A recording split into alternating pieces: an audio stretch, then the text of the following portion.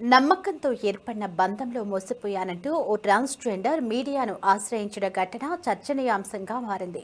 శ్రీకాళహస్తికి చెందిన గంగా అనే ట్రాన్స్జెండర్ రాహుల్ అనే వ్యక్తి తనను ప్రేమించి వివాహం చేసుకున్నాడని, అనంతరం ఇప్పుడు తనను చిత్రహింసలకి గురి చేస్తూ చంపుతానని బెదిరిస్తున్నారని ఆరోపిస్తున్నారు. రాహుల్ ఎదుగుదల కోసం 23 లక్షల రూపాయలు ఖర్చు చేశానని గంగా ఆవేదన వ్యక్తం చేస్తోంది. తమ మధ్య ఉన్న సంబంధాన్ని నిరాకరిస్తూ తనను అవమానిస్తున్నాడని గంగా వాపోయింది. తనకు న్యాయం చేయాలని కోరుతూ మీడియా ముందుకొచ్చిన గంగతో మా సిటీ 24/7 ప్రతినిధి గిరినాథ్ ఫేస్ టు ఫేస్. సాధారణంగా అమ్మాయిలు అబ్బాయిలు మోసం చేస్తారు, అబ్బాయిలు అమ్మాయిలు మోసం చేస్తుండే చూస్తాం. అయితే నమ్మకం పెట్టుబడినే ఏదైతే పెట్టుబడిగా పెట్టినటువంటి ఒక వ్యక్తి ట్రాన్స్జెండర్ని నమ్మించి ప్రేమించి పెళ్లి చేసుకొని ముఖం చాటేసిన ఘటన తిరుపతి జిల్లా శ్రీకాళహస్తిలో వెలుగు చూసిన పరిస్థితి. ప్రస్తుతం మనతో ఒక ట్రాన్స్జెండర్లు ఉన్నారు, వాళ్ళతో మాట్లాడదాం. ఏం జరిగింది మీకు? ఎప్పుడు మీకు ఆ వ్యక్తి పరిచయం అయ్యాడు? అసలు ఏం జరిగింది అసలు? నా పేరు పళని గంగా. నేను శ్రీకాళహస్తిలో కరిమారమ్మ టెంపుల్లో పూజ చేస్తున్నాను. నాకు 2015లో రాహుల్ అనే వ్యక్తి పెళ్లి మండపం దగ్గర రాయల్ ఫ్యాషన్ షాప్లో పనిచేసుకుంటున్నాడు. నాకు ఫ్రెండ్గా పరిచయం అయ్యాడు. అతనికి కనీసం తినడానికి ఫుడ్కి కానీ అన్నిటికీ కొంచెం ఇబ్బందిగా ఉండింది. నాకు ఫ్రెండ్గా ఉన్నప్పుడు అతనికి మంచి చెడ్డ చూసుకుంటూ పడతా ఉన్నాను.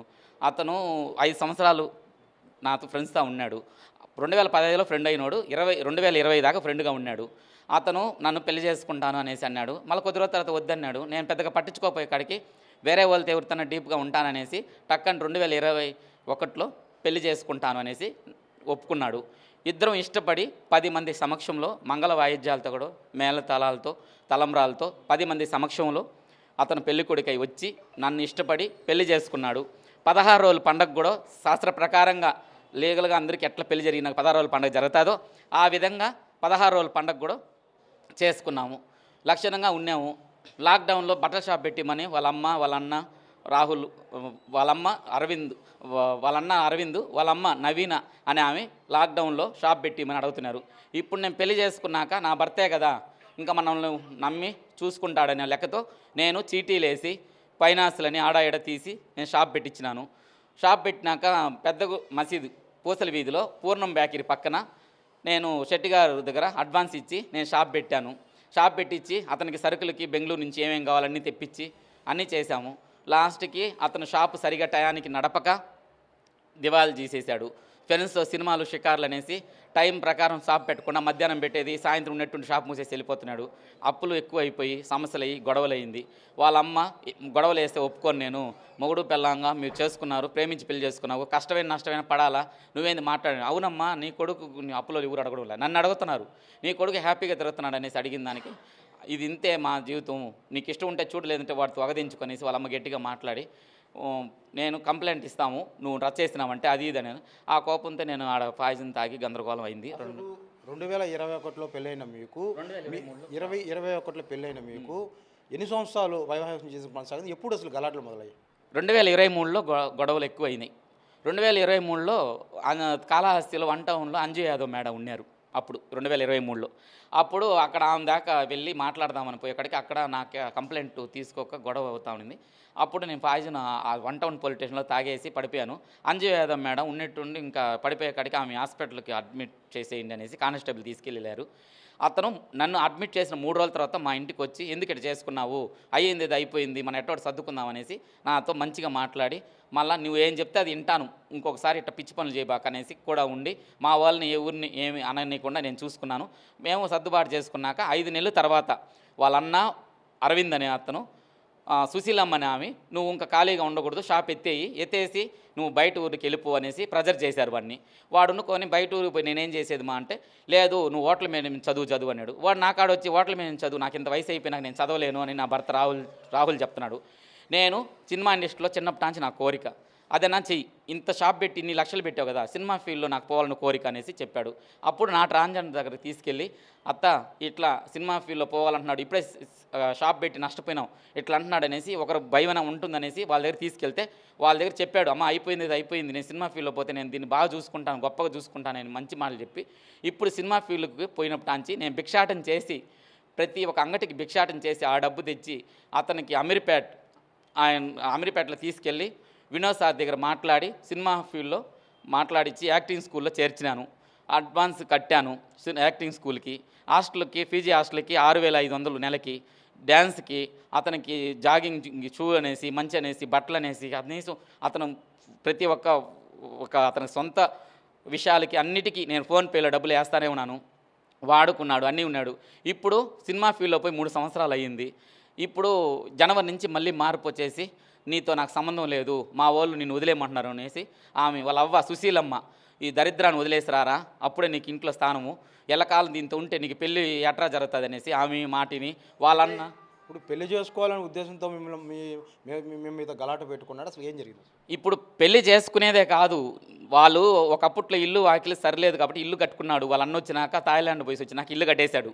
ఇల్లు కట్టుకున్నాడు కదా, మేము ఒక పరపతి వచ్చేసింది మాకు.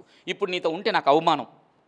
ఆ పొద్దు తెలియదా అవమానం అనేసి? ఒక ట్రాన్స్జెండర్ దగ్గర తినేటప్పుడు అవమానం తెలియదా? ఈ పొద్దు వాళ్ళ అన్న అరవింద్ చెప్పాడంట, దాన్ని వదిలేసుకోరా, అప్పుడే నేను నిన్ను చేరుస్తాను, నేను దగ్గర చేర్చుకుంటాము, దాన్ని వదిలేసి వచ్చినావంటే నీకు మంచి ఫ్యూచర్ చూపిస్తాను రా, నేను బయట దేశాలు పంపిస్తాను, ఆడే పంపిస్తాను అరవింద్ చెప్తున్నాడు అనేసి వాళ్ళ అవ్వ సుశీలం మాట అరవింద్ అనేవాడు మాట వినేసి ఇప్పుడు మా ఇద్దరు సమస్య తెచ్చిపెట్టింది అరవింద్, ఆ సుశీలమ్మ నవీన్ అనే ఆమె గొడవ పెట్టారు. ఇప్పుడు నన్ను వదిలేసి వచ్చేయమని చెప్తున్నారు. ఇప్పుడు వాడు నన్ను వదిలేసి వెళ్ళిపోయినా పర్వాలేదు, నేనేం బాధపడను, ఇంకో పెళ్లి కూడా చేసుకో, సంతోషంగా ఉండు. ఇప్పుడు నేను అక్కడ ఇక్కడ అప్పు చేసి డబ్బులు కట్టాను, కొన్ని కట్టలేదు, కట్టకునే దానికి ఇస్తానంటున్నాడు, కట్టిన డబ్బులు నేను ఇవ్వను అంటున్నాడు. ఇప్పుడు నాకు 23 లక్షలు ఇచ్చేసి ఎవరు మాట విన్నావో మీ అవ్వ సుశీలమ్మ, మీ అన్న అరవింద్ వాళ్ళ దగ్గర మాట్లాడి, అమ్మ తన దగ్గర నేను 23 లక్షల దాకా ఖాళీ చేసేసాను, తనకి ఇచ్చేసి సెటిల్ చేసుకొని వచ్చేస్తానని చెప్పంటే, నేను నీ మెల్ల తాళి కట్టి నీ మొహానికి తాళి కట్టడమే గొప్ప విషయం. నేను మళ్ళీ వాళ్ళు ఎందుకు వస్తారు, నీ దగ్గర తినింది నేను, షాప్ పెట్టించుకుని నేను, వాళ్ళకి ఏం సంబంధం? పెళ్లి చేసుకునే నాటికి మీ ఇద్దరి మీద ఒప్పందం ఏమైనా కుదుర్చుకున్నారా? ఒప్పందం అంటే అతను పెళ్లి చేసుకోవాలని అభిప్రాయం ఉన్నప్పుడు పెళ్లి ఎవరినైనా చేసుకోవచ్చని నేను చెప్పాను.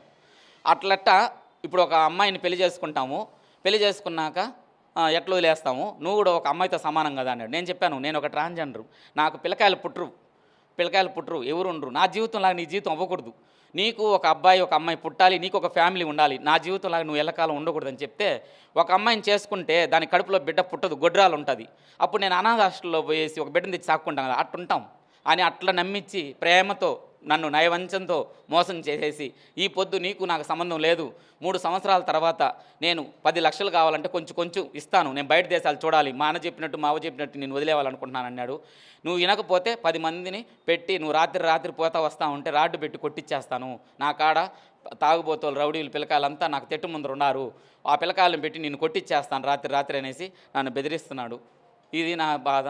నేను తాజాగా అయితే రాహుల్ని ఎప్పుడు చూసారు? చివరిగా రాహుల్తో ఎప్పుడు మాట్లాడినారు? తిరుపతి జాతర రోజు. ఎప్పుడు మాట్లాడారు? పోలీసులు కంప్లైంట్ చేస్తారు అయితే ఈ విషయం మీద? తిరుపతి జాతర రోజు మా ఇంట్లో ఉన్నాడు. తిరుపతి జాతర రోజు మంగళవారం ఉన్నాడు, బుధవారం రోజు కూడా ఉన్నాడు. ఆ బుధవారం రోజు నేను మాట్లాడడం లాస్ట్ అతను చూడడం. ఇప్పుడు ఎక్కువ అతను మనుషులు పెట్టి కొట్టి చంపేయడం ఎందుకు, మనమే చచ్చిపోతాం అనేసి నేను పాయిజన్ తాగేసి రొయ్య హాస్పిటల్లో చేరాను. హాస్పిటల్లో ట్రీట్మెంట్ తీసుకున్నాను. మాకు సంబంధించిన ట్రాన్స్జెండర్ అందరూ వచ్చి చూశారు. నా కన్న తల్లికి కూడా తెలియదు నేను ఇట్ అయిపోయాను. మా తల్లి మళ్ళీ 3వ రోజు వచ్చి చూసింది. ఇతనికి ట్రాన్స్జెండర్లు ఫోన్ చేసి, ఈమా నువ్వు పెళ్లి చేసుకున్నావు కదరా, నీ భార్యని గొడవలు వేసుకున్నారు, ఇప్పుడు మందు తాగేసి హాస్పిటల్ పాయిజన్ తాగేసి పడిపోయినారు అంటే, నాకు తెలియదు మాకేం గొడవలు లేవమ్మా అనేసి వాళ్ళతో నమ్మకంతో మాట్లాడినాడు. మాకేం గొడవలు లేమ్మా, ఎందుకు తాగింది నాకు తెలియదు అనేసాడు. ఇప్పటికీ కూడా నన్ను చూడడానికి కూడా రాలేదు. హాస్పిటల్లో నేను వారం రోజులు కొట్టిమిట్లు ఆడేసి బాధలు పడేసి నన్ను మందులంతా కక్కించి ఇప్పుడు కూడా ట్రీట్మెంట్ జరుగుతూనే ఉంది. అయినా ఈస్ట్ పోలీస్ స్టేషన్లో అతని మీద కంప్లైంట్ అయ్యింది. అది కాళహస్తి సంబంధించిన మనిషి కాబట్టి నేను ఫార్వర్డ్ చేశారు. కాళహస్తి సీఏ గారు పాపం ఫోన్ చేసి ఎక్కడున్నావు అంటే నేను హైదరాబాద్లో ఉన్నాను, 2 రోజుల తర్వాత వస్తాను, 3 రోజుల తర్వాత వస్తాను, ఇప్పటికీ 4-5 రోజులుగా వాళ్ళకి కూడా సమాధానం చెప్పకుండా వాడు బయట ఊర్లో ఉన్నాడు. నేను చట్ట ప్రకారంగా లాయర్ నోటీస్ కూడా పంపించాను. ఏ విధంగా సమాధానం చెప్పడం లేదు. నీకేం కావాలి, 10 లక్షలు కావాలంటే ఇస్తాను, అది కూడా కొంచెం 3 సంవత్సరాల తర్వాత. ఇప్పుడే కాళహస్తిలో ఉండుకొని నేను హైదరాబాద్లో ఉన్నాను అబద్ధాలు చెప్పి ఫోన్పేలో డబ్బులు ఇప్పించుకున్నాడు. అలాంటి వాడు 3 సంవత్సరాల తర్వాత నీకు ఇస్తానని ఏం గ్యారంటీ? నాకు ఎట్లా నమ్మకం? 3 సంవత్సరాల తర్వాత 10 లక్షలు నాకెందుకు? నేను పెట్టింది అక్షరాల 23 లక్షలు. అతను బ్యాలెన్స్ పెట్టేస్తున్నాను చూడు అప్పులు, అవి కడతానంటున్నాడు. కష్టపడి నేను అప్పులు తెచ్చాను, ఆ డబ్బు నేను ఇవ్వను అంటున్నాడు. నేను 23 లక్షలు షాపుకి సినిమా ఫీల్డ్కి రెండింటికి కలిపి 23 లక్షలు అయింది. అది ఇవ్వమంటాను. అతను కడుపుకు తినింది, గుడ్డలు తీసి ఇచ్చింది, అవి అడగడం లేదు. తిండిని గురించి నేను అడగడం లేదు. నా భర్తగా నేను పెట్టాను, అయిపోయింది. ఇప్పుడు నేను బతుకు జీవనానికి పెట్టిన డబ్బు నాకు కావాలి. ఇప్పుడు నేను ఇవ్వలేను, నువ్వేం చేస్తావు? నా బొచ్చు కూడా పీక్కోలేవు. నీ ట్రాన్స్జెండర్ ఉన్నాను ఎగతున్నావా? నువ్వు ఎక్కడైనా కంప్లైంట్ చేసుకో. ఏమే నా కాడ రౌడీలు పిల్లక ఉన్నారు, నిన్ను రాత్రే పోతా ఉంటే నిన్ను కొట్టించేసి నేను హైదరాబాద్లో ఉన్నాను నాకేమీ తెలియదు అనేసి నలుగురిలో వచ్చి పూలమాల వేసేసి ఏడ్చేసి వెళ్ళిపోతానని చెప్తున్నాడు. ఒక సామాన్య ట్రాన్స్జెండర్ పరిస్థితి ఈ విధంగా ఉంది. ఇంకా మామూలుగా ఉండే వాళ్ళ పరిస్థితి ఎలా ఉంటుంది? ఇలాంటి పరిస్థితి ఏ ట్రాన్స్జెండర్కి రాకూడదు. ఎవరు నమ్మి ఇట్లా మోసపోబాకండి దయచేసి. నయవంచనతో నన్ను మోసం చేసినట్టు ఇలాంటి వాళ్ళు ఎక్కడెక్కడో ఉంటారు కాబట్టి వాళ్ళు నమ్మి మీరు రూపాయి పెట్టబాకండి. మీరు భిక్షాటం చేసిన డబ్బులు మీరు దాచుకోండి, మీ తల్లిదండ్రులు మీ అయినోళ్ళని చూసుకోండి. నాలాగా మీరు మోసపోబాకని ట్రాన్స్జెండర్లకు అందరికీ నేను పరిపూర్ణంగా వేడుకుంటున్నాను.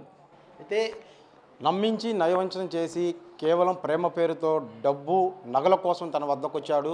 ఆ తర్వాత పెళ్లి చేసుకున్న తర్వాత సినిమా ఇండస్ట్రీకి వెళ్ళడం కోసం కూడా సరే తన దగ్గర 5 లక్షల రూపాయలు, అదేవిధంగా అయితే గుడ్లంగిడి కోసం 18 లక్షల రూపాయలు, మొత్తం 23 లక్షల రూపాయలు కూడా తను అప్పులు పాలు చేసి ఇవాళ ట్రాన్స్జెండర్ అనే పేరుతోనే నన్ను ముఖం చాటేసిన కూడా పళని గంగ చెప్తున్న పరిస్థితి ఉంది.